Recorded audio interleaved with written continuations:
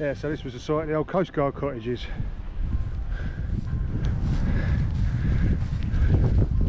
Little bit of evidence of it.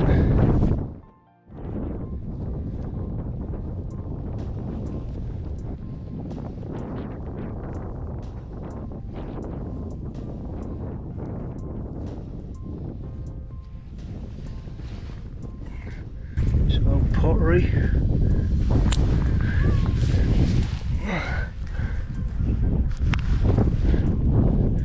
Coastguard teacup.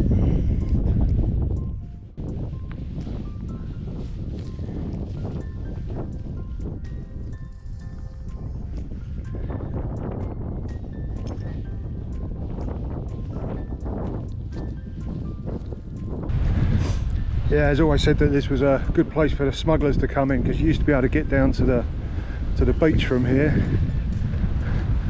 but it's all the cliff is eroded back now. You can't get down in now.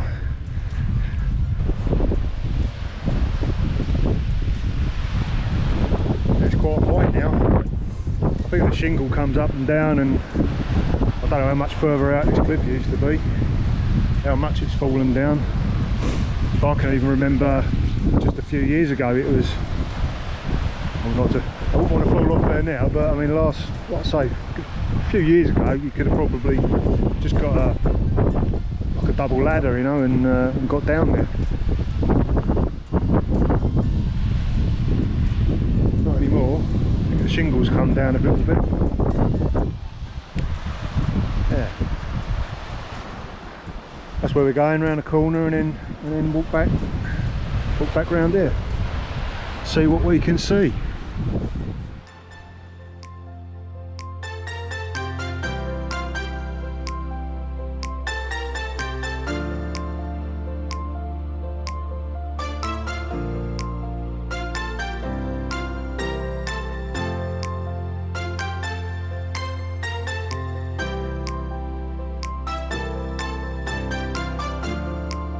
Burling Gap, Went Hill, Bailey's Brow, Flagstaff Brow, Brass Point, Rough Brow, Short Brow, and Haven Brow. I'll swing the camera around.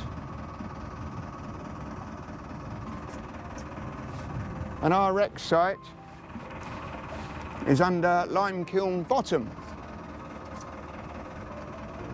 No, it's not. It's underneath that one.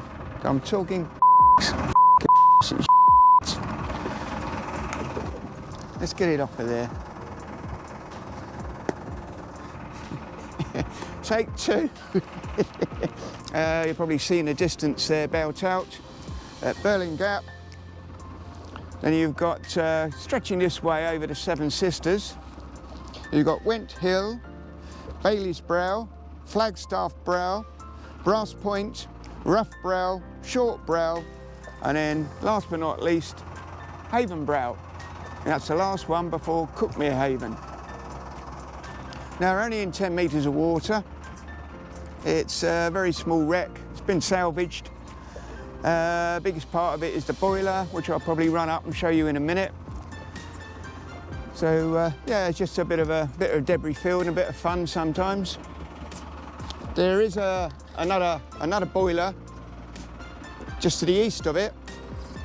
I've always sort of thought, well, is it from the Ushler? So the second hill in is Bailey's Brow.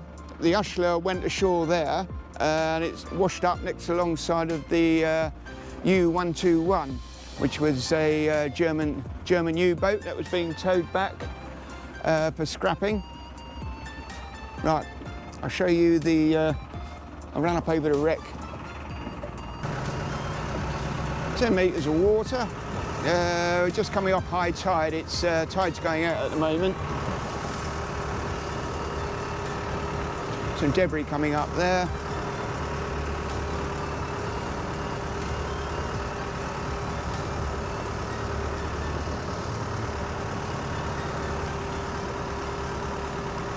And the boiler is now coming into view. Quite distinctive. Can't miss it. Well, you can miss it. It's very small.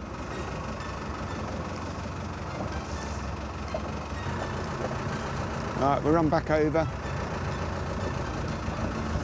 Some more wreckage. There isn't much down there, so it's not easy to find. Unless you know where to look, of course.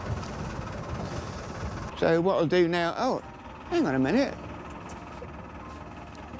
Who are those two people up there?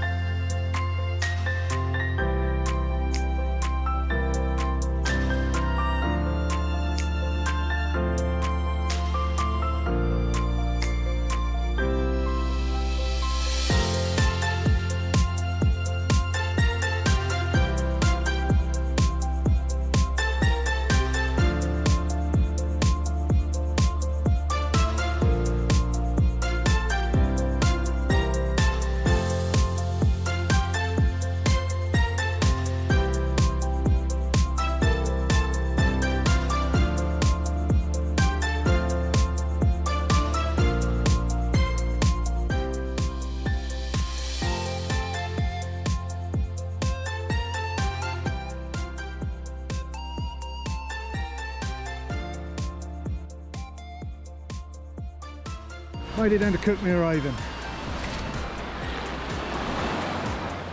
The Polynesia. Somewhere just over there. Go down and have a look.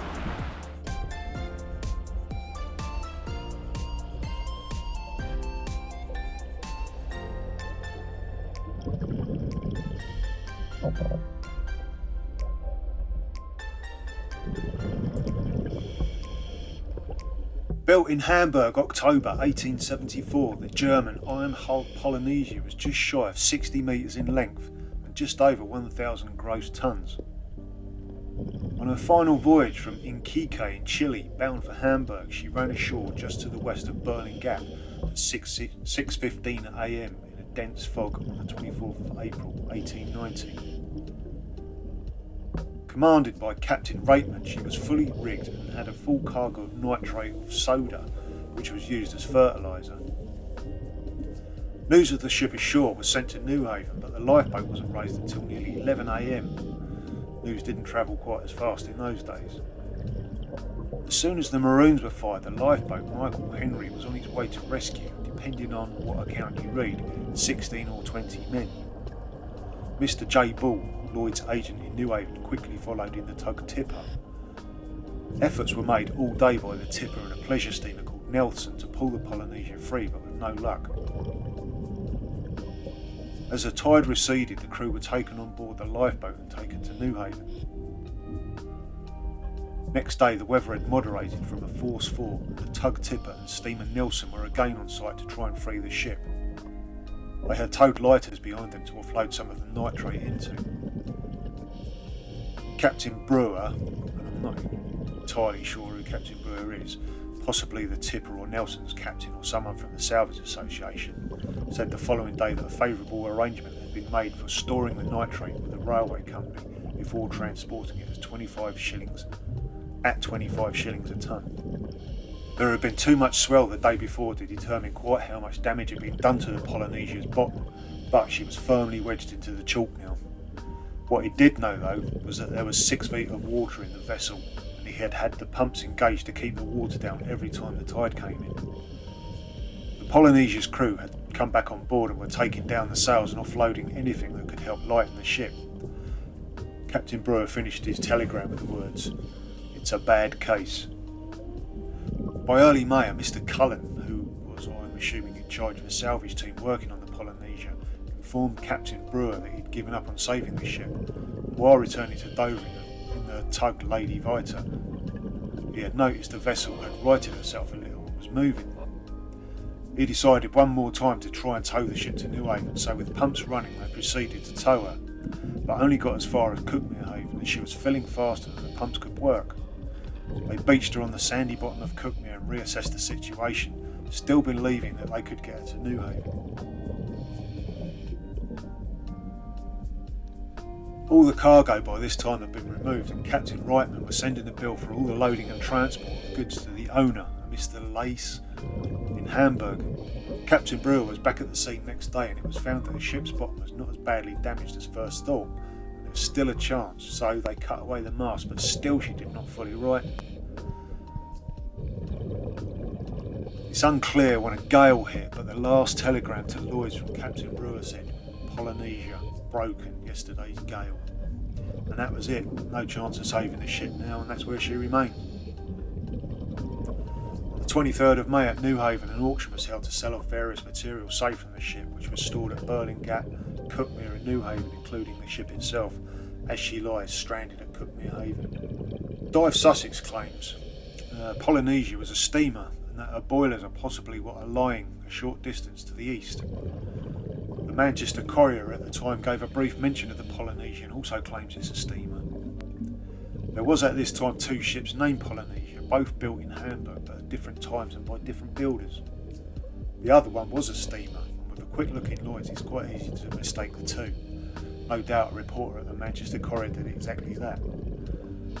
But this one though was definitely a sailing ship, no steam involved. The other boilers Kendall mentions in his book are from the Millgate and either the Fairfax or Ushla. Looking at the size of the boiler that sat by itself, it's probably from the Fairfax, as the Ushla's boiler is sat on the rocks and seems quite a bit smaller. He also mentions a possible U-boat. I don't know of any U-boats sunk there, but possibly a looking bad viz someone may have once thought the mast just to the south of them was a U-boat.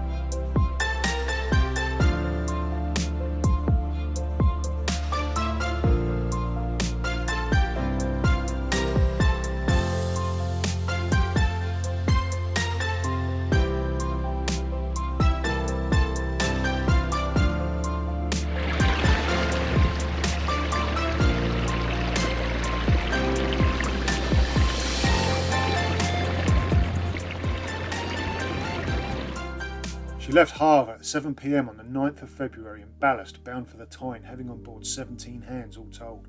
The following is a very condensed version of the official inquiry. Steaming along at a top speed of 7 knots, by 4:30 a.m. on the 10th of February 1881, the captain, whose name was C.F. Butler, had, unknown to himself at the time, made a mistake on how far he had travelled and was altering course to northwards, believing he was, at this point, 10 miles south-southwest of Beachy Head. At 4:45 he had gone down into the chart room, leaving the vessel in charge of the mate, telling him that he would probably see the Royal Sovereign lightship, and when he did, he was to be called. Just before 7 a.m, the lookout, a man called Nielsen, saw 3 or 4 points on the starboard side alight, but the Fairfax continued on its northwards course, and in about 10 minutes land was seen a little on the port. A few days later the wreck was visited by 3 friends who walked from Eastbourne. One of them described his walk and a visit to the Fairfax in a letter to the Eastbourne Gazette, published on the 16th of February 1881. He describes the hard climb up onto the Fairfax and the state of the vessel as he climbed over the side. I was unprepared for the filthy, disorderly state in which everything was. Beams and iron bars, boots, planks, cooking utensils were scattered in wild confusion, and the loose coils of rope formed regular traps for the unwary. Great was the danger of being precipitated down the yawing hold of the vessel, which was partly filled with water. The untidy state, to use a mild expression, of the deck was no doubt due to in great measure to the vessel having been wrecked. The writer was talking to one or some of the crew who had allowed them to board, and he does say something that completely contradicts the official inquiry. He writes, "She was under the command of Captain Butler and collided with another vessel in the channel, sustaining such injuries that she was run to the land to save the crew, who were rescued by a Jacob's ladder let down from the cliff tops by the coastguard." Now, was he talking to the captain or the mate who, rather than admit to crashing into the cliffs because they had made a mistake, come up with a story on the spot just to save face? He continues, "We proceeded to the forepart of the vessel. We peered into the men's berth, but, to say the least, a disagreeable smell which assailed us induced us to retire hastily, doubting whether the place was ever invaded by the presence of Morpheus." Having shared a house with Jamie a couple of times on walking holidays to the lake in the Welsh mountains, I know what he's talking about. I had to Google Morpheus. He's the Greek god of dreams. He goes on, "We next mounted the bridge, from which point a fair view of the vessel could be obtained, and we were surprised by how large it was. We then proceeded to the, heaven spare the mark, the kitchen, or caboose as it was nautically termed." I had to look this up as well, but a caboose is an old name for a ship's kitchen or galley. "The very sight of the dirt therein was enough to nauseate one. Pans and dishes were covered in coal dust, onto which the spray had dashed, making a black muddy compound. Dirty paper and an old iron covered the floor, which was not more than 1.5 yards square, and nearly half of which was occupied with a stove, on which was a utensil like a small cistern containing soup, then in course of preparation, for it was nearly the dinner hour. Going aft we saw the engine room, now deserted, and by this time we had seen quite enough to satisfy our desire to visit a similar vessel again. The three friends walked back to East Dean and went to the Tiger Inn, which was packed because of the amount of people that had travelled to see the wreck." He again contradicts his earlier claim in a follow-up to his story that the Fairfax had been in a collision, to say that the ship had had steering issues and had run to the shore after rigging signals of distress. David Reno in his book Beachy Head Shipwrecks also says about the steering, but it's not mentioned at the inquiry. Captain D. Russell of Lloyd's Salvage Association went out to the Fairfax, possibly looking to see if he could pull the Fairfax free, but he reported that the ship was very badly fractured aft, lying at an angle with her head towards and within a few feet of the high cliff. She had worked down considerably into the hard chalk into which she lay. A south-east gale with heavy seas set in, which caused the vessel to break so badly that it has been decided to sell her as she lies. The Fairfax was sold at auction by Easter and Wright to a Mr. Cohen of London for £665 on the 18th of February. It's unclear if the Fairfax was patched up and floated off or salvaged in situ, but looking at what's left, we believe it was salvaged. Back in 2016, a local fisherman, Chris Martin, told us that there was something at a mark by Cuckmere that was very good for bass fishing. We went out and had a look, and after a dive thought we had found a new wreck, a steamer. There was a boiler and scattered wreckage, although no engine, but definitely a steamer. After some research, I found an article which had appeared in the Sussex Archaeological newsletter in 2012 by an Ed and Bridget Jamberowski, who had found the remains of the SS Fairfax on the shore. We thought the wreckage must have been scattered over a wide area, and what we were looking at was the SS Fairfax. What else could it be? The only other known steamers in that area were Millgate or the Devon coast, both known wrecks. But, as it's turned out, the Millgate has been wrongly identified, and what we thought was the SS Fairfax is in fact the SS Millgate. And this is all that remains on the beach now of the SS Fairfax.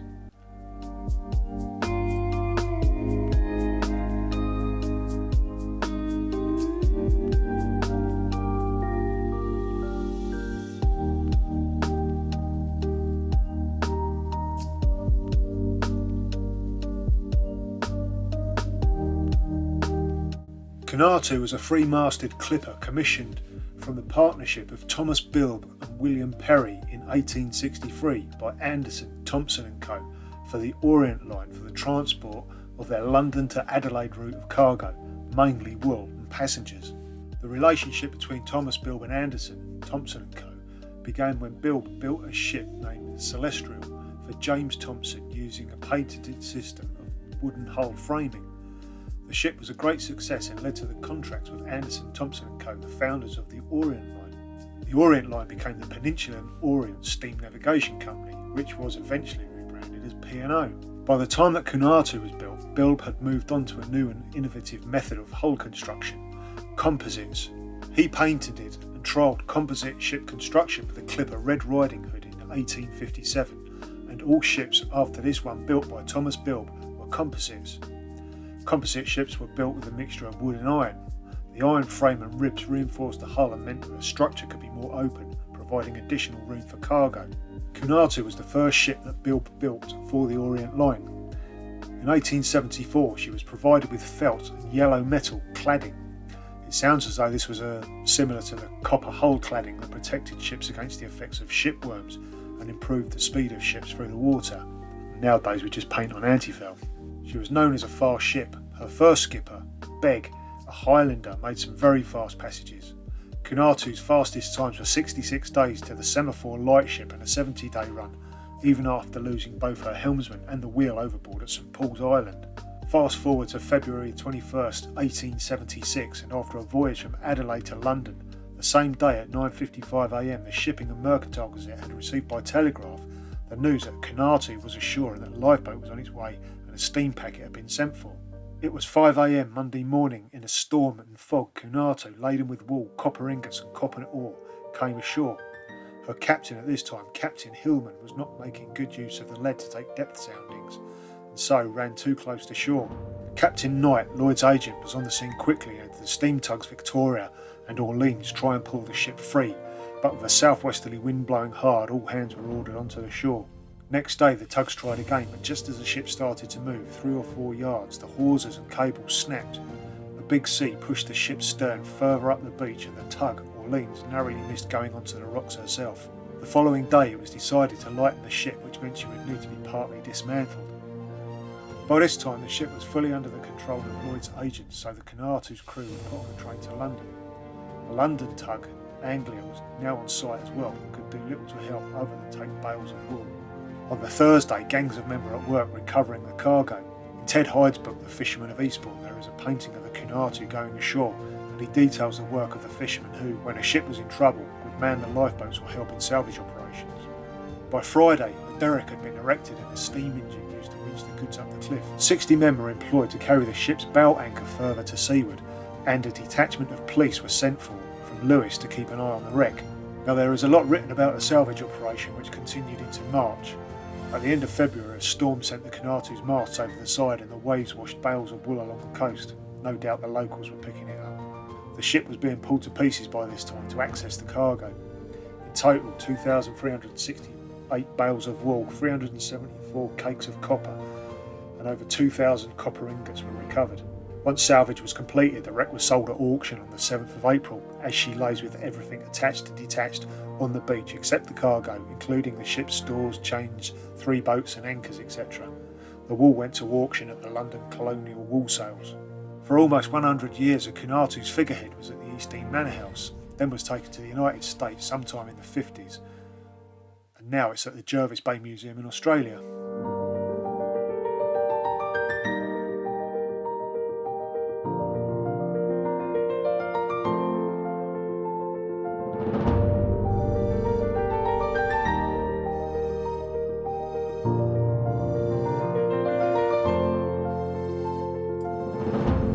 In April 1891, at John Bloomer's yard in Sunderland, Mrs. B.T. Robinson, wife of one of the Robinsons of Robinson Brothers Company, Whitby, christened the 88-metre long ship at the top of the slipway, the SS Sidmonton, and sent it on its way down the slipway. The deck machinery is said to be of the most improved style.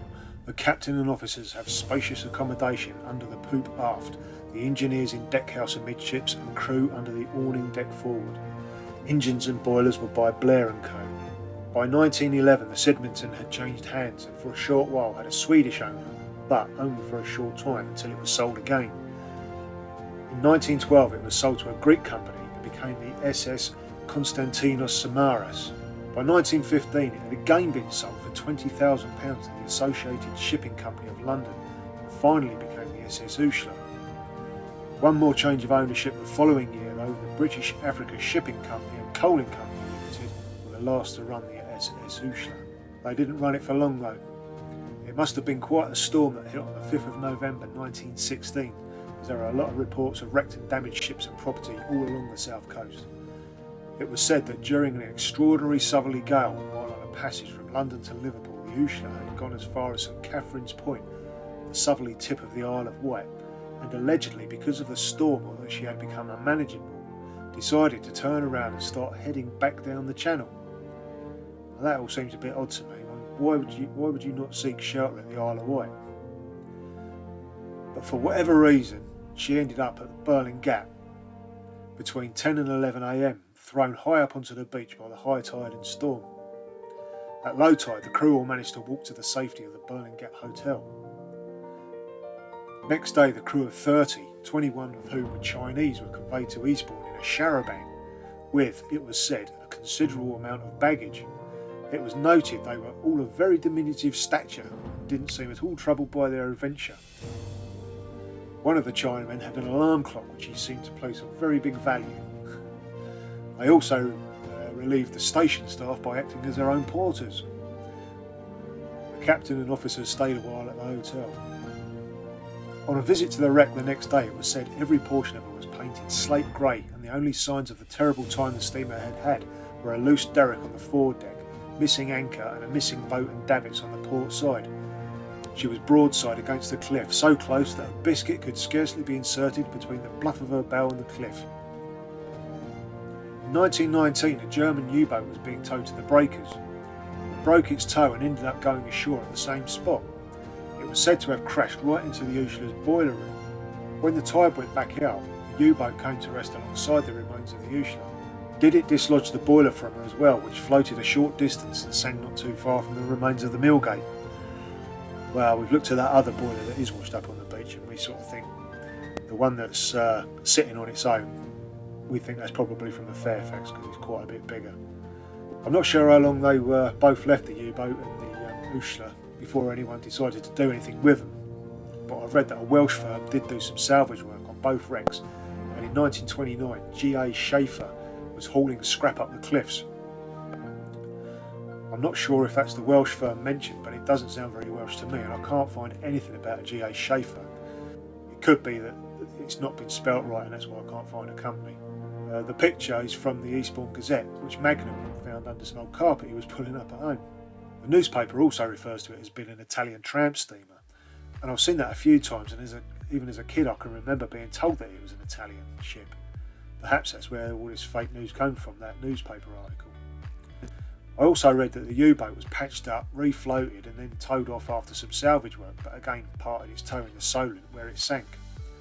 Also that Metric, Mike Newton Smith's firm of Metric Vulture fame of Newhaven, did some salvage on the wreck as well. Now, I'm not sure how true that is about the U-boat, but I can't believe Metric did any salvage work on the Ushla. It's far more likely that UB-130, which they did salvage, has been confused with the Burling Gap U-boat, and as a result, the SS Ushla. That being said, this report did appear in a newspaper in May 1960, but it doesn't name the firm which did the work. It also refers to the Ushla as being an Italian cable laying ship, but the cable laying ship was a ship called the International that washed up in Burling Gap, but that wasn't Italian either. Right, that's it for this one. We're off for a beer up at the Tiger Inn.